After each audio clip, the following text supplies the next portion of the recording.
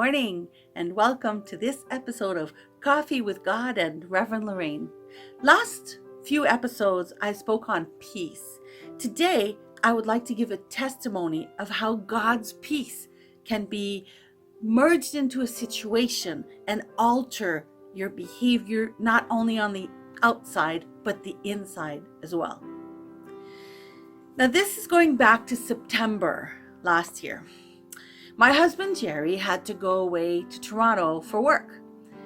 He left on the Sunday. My plans for that week, because he was going to be gone for the week, was to concentrate on preparing a Bible study. I needed every evening to be at my home office desk to do this.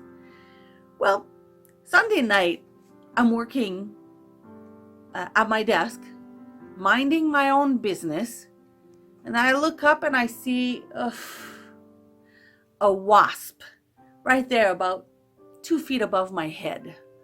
And I was like, what do I do? And I thought of getting that fly swatter, but I figured if I miss, I'm just gonna let it be. And then there's another wasp, 2 wasps in one spot. No. And I started thinking, we've been seeing a lot of wasps lately, so I looked around and I thought, where could a wasp nest hide here in our living basement? I thought there's only one spot that we haven't accessed because there was no need for it. And that was the electrical panel. Yes, this thing here. You see how it looks nice? It doesn't look like an electrical panel simply because they built a box around it. What a great idea. Well, okay, yes, great idea. But it's a great place for a wasp nest to be built without your knowledge. It was right here. Anyways, I came to the panel because I figured that's got to be where it is. I opened it, and what I saw scared me so much. I slammed the door shut. Really? Yeah. I slammed the door on a wasp nest. Well, then I realized what I had just done, and I started hearing. I got so scared. I placed both hands on that door, and I held on. I just held it close, and I waited. And I waited. And I prayed. Okay, the noise died down. Gently, I removed my hands. I got Scotch tape, and I just Scotch taped the door at different places just so it'll stay closed. But here's the thing, there was no seal. A little wasp could escape, but for me, that was my peace of mind. And then I called my husband. And I said, Jerry, there's a wasp nest. It's in the electrical panel. And it's big. I think it's 4 inches. And he was like, oh, okay. And he's all calm. And I'm like, I felt like crying because I was like, hey, you're my protector. You need to come down here and fix this thing for me. I was alone in the house with a wasp nest. Anyways, I realized that me asking him to help, that just wasn't a doable thing. He had to be there for work. And then it was time to go to bed. Well, part of me debated maybe not sleeping in my house for the week. And then I thought, no, I'm not going to let fear get to me. So I talked to God about it. I told him everything I felt, the fear, the anger about how dare they come and live in my house. They need to be outdoors, not in the house. Anyways, I prayed. And I literally felt the peace of the Holy Spirit descend. That's the only way I can explain it. I was at peace literally inside. I didn't even close my bedroom door. I was at peace. I was safe in his hands. I slept well. The next day I go off to work. I come back home. working on my home computer, which by the way is about 10 feet from this door. Okay. I'm sitting at my home computer working on what I believe the Holy Spirit had shown me to do. I look up, and guess what?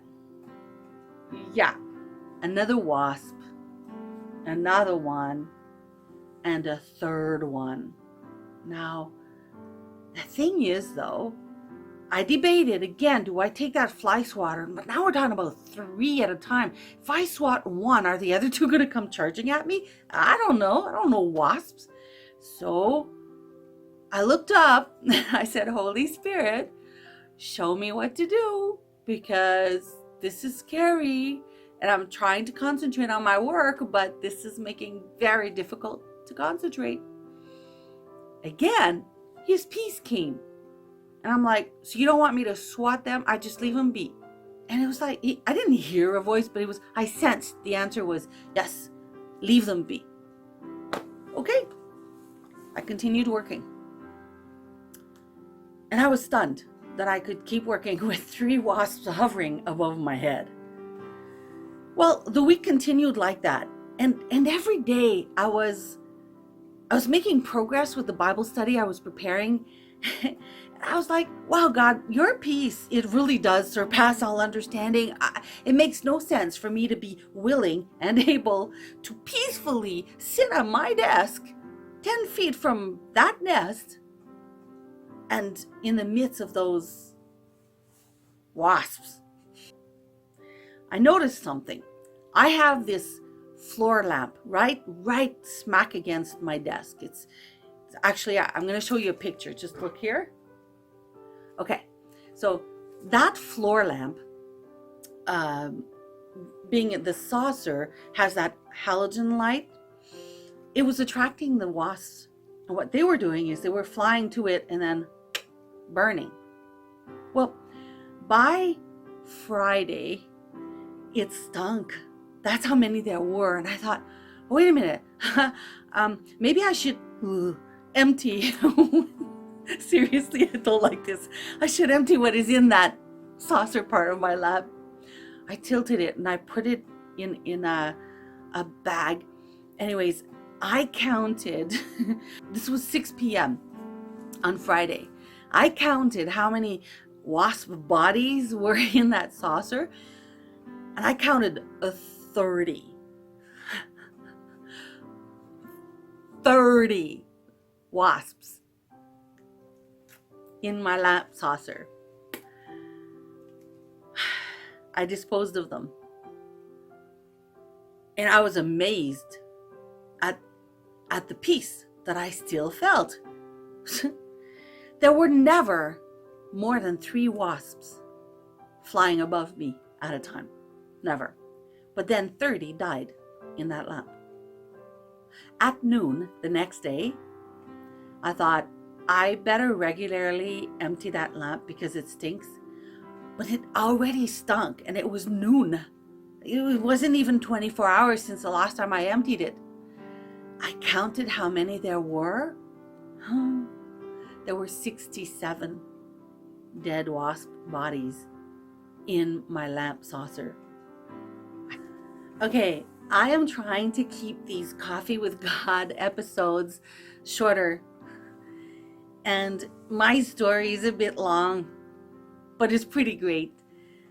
So I'm going to break it off today, right here.